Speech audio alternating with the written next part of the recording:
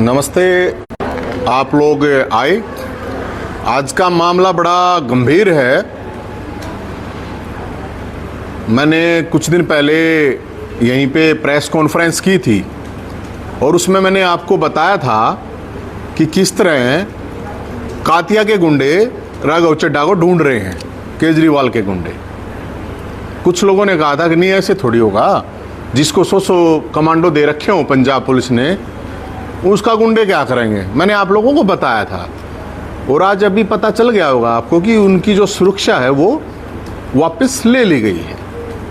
और अभी मैं सुन रहा था किसी भाई का पार्टी के, वो कह रहे थे कि ये जो रेड पड़ी है अभी ईडी की, वहाँ पे एक सांसद के ऊपर रेड पड़ी है जो अरबपति आदमी है, कि इसलिए रेड पड़ी है, उसलिए रेड पड़ी है। तो वो साथ में ये भी बता दें कि वो जो टिकट थी वो कितने करोड़ में बेच गई थी, 50, 100 या 200, कितने करोड़ में बेच गई थी राज्यसभा की सांसद की टिकट पंजाब से। तो मैं आपकी जानकारी के लिए मैं बता देता हूं कि राघव चड्ढा की जान को बहुत बड़ा थ्रेट है, खतरा है। अभी तक निकला नहीं है घर से बाहर, उस दिन के बाद से आपको पता नहीं हो तो अपने घर से बाहर नहीं निकला है, डिप्रेशन में चला गया बेचारा, घर से बाहर नहीं निकला है अभी तक। क्यों नहीं निकला है भाई? क्योंकि जो सुरक्षा दे रखी थी उस पर भी उसको संदेह हो रहा था कि क्या होगा क्या नहीं होगा। बहुत बड़ा मामला है ये, छोटा मामला नहीं है। और जो बात मैं कह रहा था आज वो चीज पूरी हो रही है। आज उसकी सारी की सारी पंजाब पुलिस की सुरक्षा जो दे रखी थी वो 100 कमांडो से अब 6 कमांडो, 6 मतलब गुस्सा कमांडो हो गया है और अब उसकी जान को खतरा है। ये मैं पहले भी बता चुका था। अब मामला जो का तो है। अब मैं राघव चड्ढा से मैं ये कहना चाहूंगा कि भाई मेरी बात सुन, हम तेरे साथ हैं, लेकिन वे कांड और वे जो कर रखे हैं तूने मिलके, वे बता दे वो जितना माल कहां पे छुपाया है, कैसे छुपाया है, वो सारा बता दे। वो बताना जरूरी है सरकारों से, क्योंकि पिटाई वाले उस पे पहले तो कुछ लोगों को थोड़ी शक शंका कह रहे थे, लेकिन अब सब मान गए कि हाँ पक्का पिटाई हुई थी। क्योंकि चीफ सेक्रेटरी की पिटाई हुई तो उन्हें बताया, महिला सांसद की हुई तो उसने बताया, तो पता चल गया था। इसने नहीं बताया तो हमें बताना पड़ा। तो अब जो ये छोड़ के या इनको जो पार्टी से साइड किया जा रहा है, इन सांसदों की जान को बहुत बड़ा थ्रेट है, क्योंकि पंजाब का चुनाव आ रहा है। अब जो दूसरी बात है,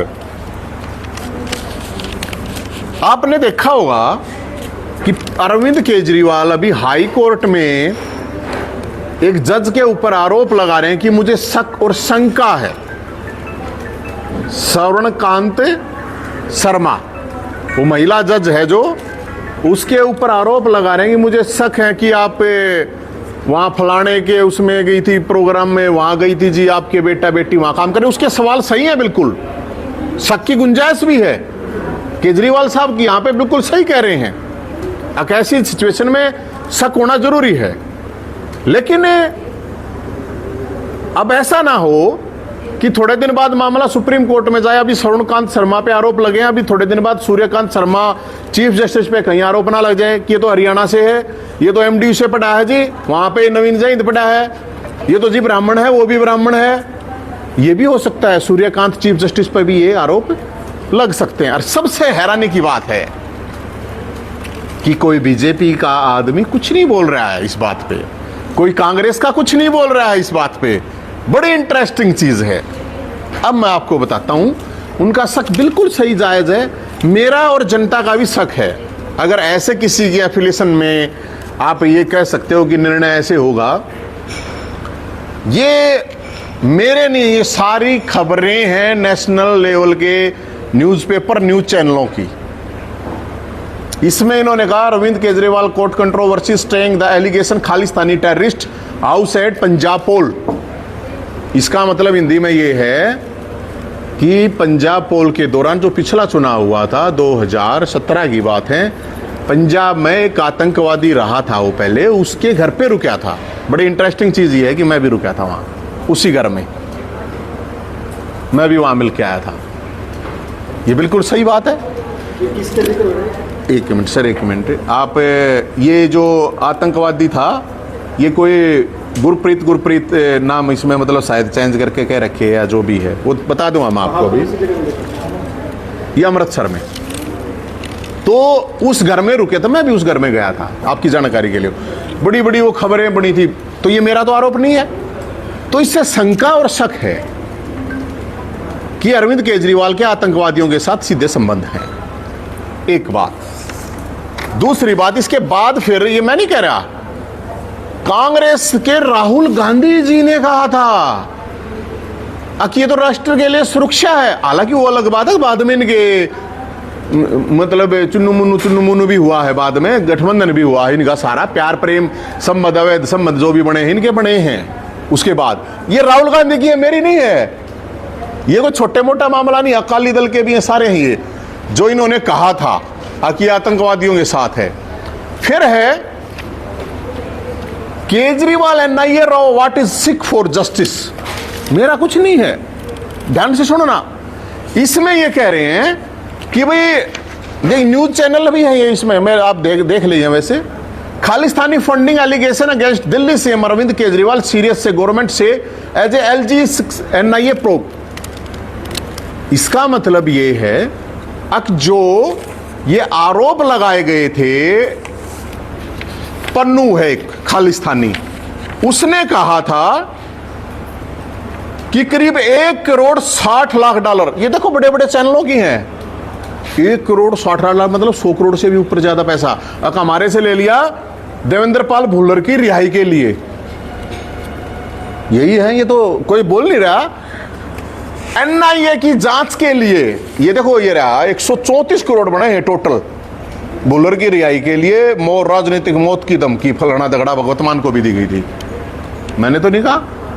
अब इसमें देखो, इसमें इन्होंने कहा कि एनआईए से जांच होगी, एनआईए से जांच होगी। सिख फॉर जस्टिस का जो मामला था उसमें एलजी ने, अभी जो मैंने आपको दिखाया है, एलजी, ये मेरे ख्याल में इसका नाम ये सक्सेना है मेरे ख्याल में ना, हाँ, ये तो मेरे ख्याल में एलजी तो बीजेपी के अंडर में ही आता होगा ना, है भाई साहब, है ना, केंद्र के अंदर में ही आता हुआ। वो एनआईए की जांच कहां तक हुई है, कोई बताएगा? किसका काम है? ट्रंप करेगा क्या? ट्रंप को जांच करनी पड़ेगी क्या इस चीज की कि जो आरोप लगाए गए एलजी ने एनआईए के लिए जांच के लिए बोल दिया गया? तो एनआईए का काम सिर्फ यही है कि जो गैंगस्टर ये दारू के ठेका पे गोली चला इनने पकड़े इनका काम है क्या? नहीं का यही रह गया क्या है? ये छोटा मामला थोड़ी है। फिर तो इससे क्या दिखता है कि बाहर से फंडिंग ले रहा है, तो इसका मतलब खालिस्तानियों से भी संबंध है, क्योंकि वो बता रहा है कि जज साहब के, मुझे लग रहा है, शक है कि जज साहब के भी इनके साथ संबंध हो सकते हैं, उनके प्रोग्रामों में गई है। तो ये भाई भी गया है, ये तो गरारू क्या है, फंडिंग ली है, ये तो दिख रहा है। इसमें जांच भी हो रही है। अब जांच क्यों नहीं हो रही है?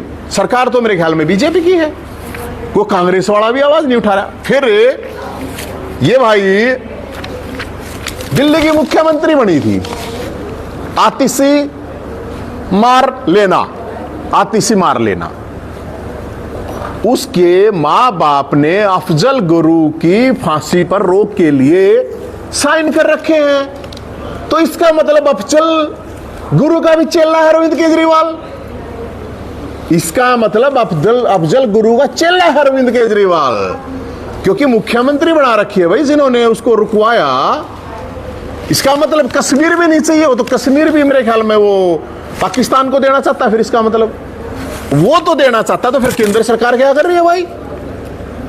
ये सवाल है, कोई नहीं पूछ रहा। देखो गजब बात है, ये मुझे बताने पड़ रहे हैं, कांग्रेस भी कुछ नहीं बोल रही भाई। एक जज के ऊपर, वो हाई कोर्ट की एक जज के ऊपर ये कह रहा है कि मुझे शंका है कि आप वहां प्रोग्रामों में गए, यहां गए, आपके बेटा बेटी ऐसे जॉब में है, मेरे को न्याय नहीं मिला। उसका शक सही है, उसके सवाल सही हैं।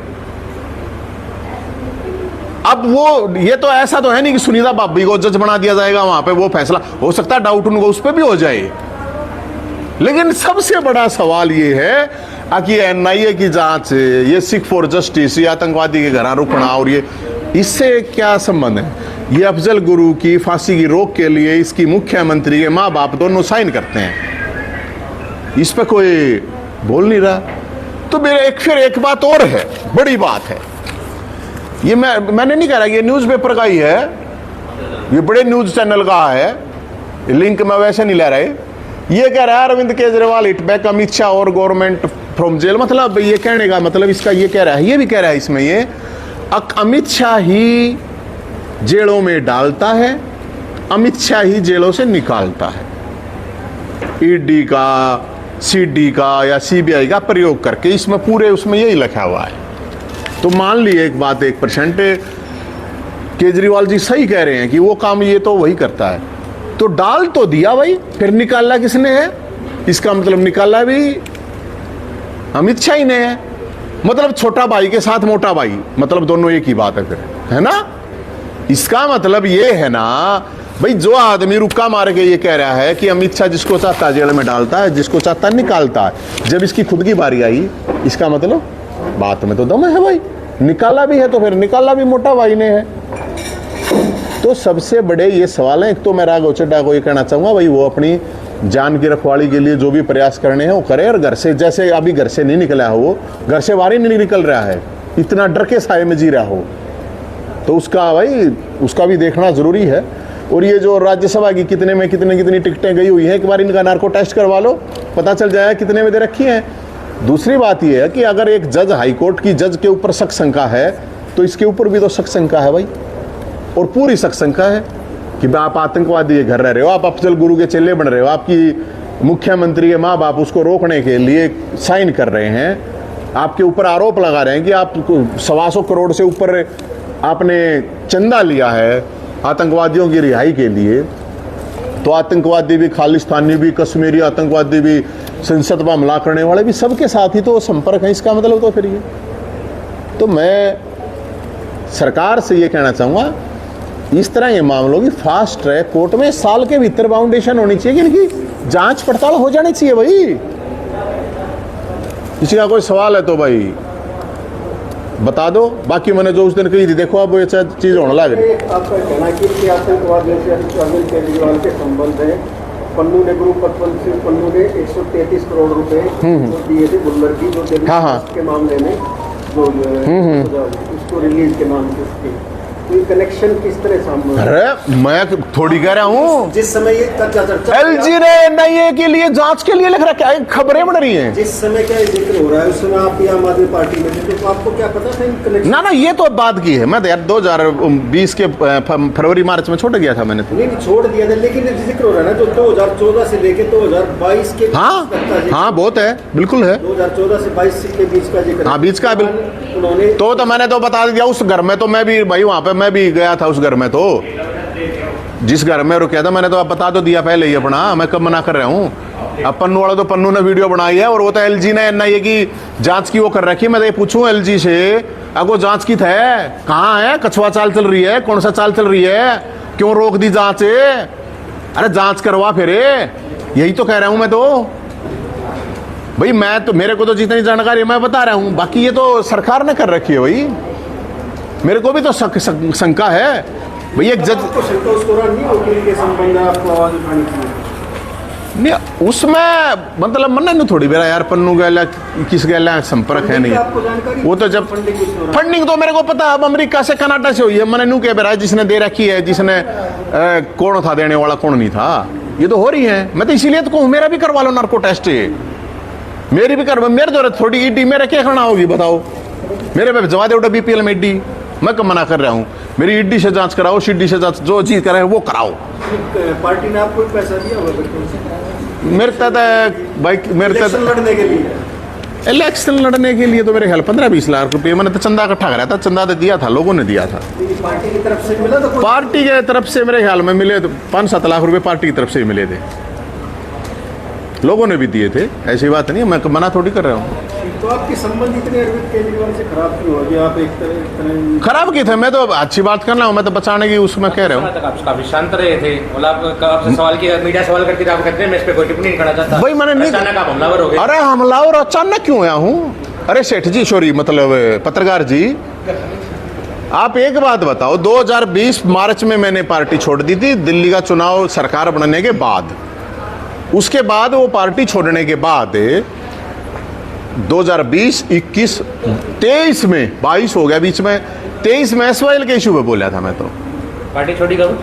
मैंने तो 20 में छोड़ दी थी, मार्च में यार। ऑफिशियल अनाउंसमेंट करी थी आप? ऑफिशियल था, मैंने तो छोड़ दी थी, मैंने जागा अगले तो बताया था।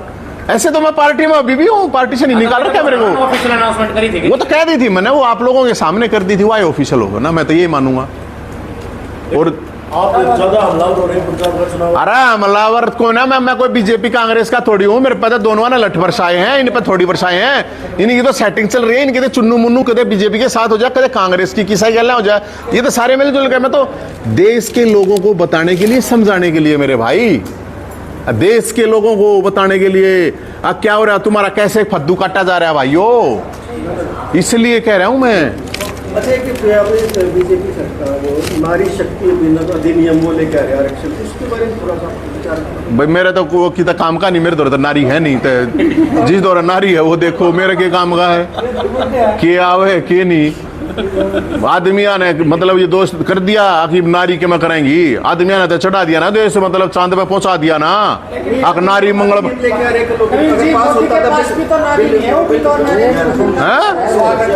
हाँ बताओ बताओ। मैं कह रहा हूँ 3 दिन का स्पेशल अधिवेशन बुलाया गया नारी शक्ति अधिनियम को लेकर, जो अगर पास होता तो बिल का वो हाँ बढ़िया हो जाओ बन जाएगा। हाँ। इस पे क्या आपका मानना है कि उसमें पर नहीं करो, 2011 की जनगणना के आधार पर थोड़ी संबंध भी होगा, सारी सीटें भी बढ़ेगी, तो आप किस दृष्टिकोण से इसको देखते हैं? ठीक है, कोई आवे है तो नारी भी आऊंगी, तो कौन सी आओगी, कोई चूल्हा चाकरी करने वाली, कोई मजदूरी करने वाली थोड़ी नारी आओगी। नारी भी जिन जो नेता हाथ जो कब्जा कर रहे हैं इस देश पे, जो कुछ परिवार हैं, कुछ नेता हैं, उन की नारियां होंगी, उन की कोई किसी की माँ ने मिल जाए, किसी की बहू ने मिल जाए, किसी की घरवाली ने मिल जाए, किसी की बहराली ने मिल जाएगी, और क्या होगा बताओ उसमें। इसका फायदा इनडायरेक्टली वे में आप ये कह रहे हैं कि इसका फायदा नहीं मिलेगा नारियों को? नारियों को तो मिलेगा, हाँ। लेकिन संपन्न नारी, उस तरह की नारी, मतलब भाई जो पावरफुल नारी हैं उनको मिल सके, अच्छी बात है। चलो कि आवे तो यार, मैं क्यों विरोध करना है, मैंने अच्छी बात है, आना चाहिए नारियों को। लेकिन मैंने वही देश को नारा ने कितना आगे कर दिया कि नारी आगे करेंगी, नारे भी कुछ ना करे। चलो स्कोप है कि भाई हम तो आशा करते हैं कि नारी देश को आगे लेके जा। नारे तो देखे लिए लोगों ने, जिसे नारे हैं, है ना।